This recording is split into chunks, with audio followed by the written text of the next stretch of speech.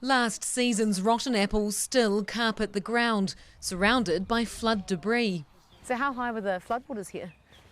The stop bank broke and we had 3.5 metres water, so over the top of these trees.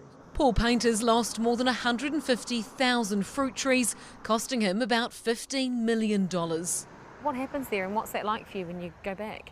Still very difficult and traumatising to go there. Every time I go and see it, I have to pull over on the side of the road and have a few deep breaths. His remaining trees are trying to spring back to life, but the buds are shrivelling up and dying. It will start to look like it's alive and then it'll turn up its toes and die. Hardly surprising given the stress Cyclone Gabrielle's put them through. Roughly 50% of the area of Hawke's Bay was pretty badly affected. Since the cyclone, Plant and Food Research have been studying its impact on 30 orchards and identified 2 key types of silt, one that's sandier and more free draining, and a finer clay-like sediment that's suffocating tree roots.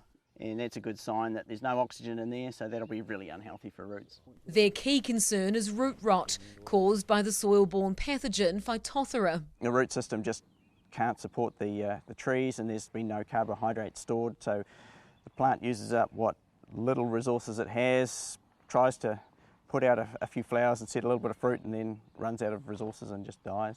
More trees will die, that's almost inevitable, but I think making good decisions and working with the growers around making those good decisions on crop load will be really critical. Tough decisions such as extensive pruning and thinning. Overcrop them, and we're likely to be into tree death and decline by the time we get to mid-December. But for some, it's too late. There are also areas like this in Hawke's Bay with just row after row of dead fruit trees. But they're stuck here waiting to be pulled out because the growers are prioritising saving the living trees rather than getting rid of the dead ones. The workload is never ending. Any idea how long this recovery is going to take? Yeah, I think we'll take 10 years to get back to where we were.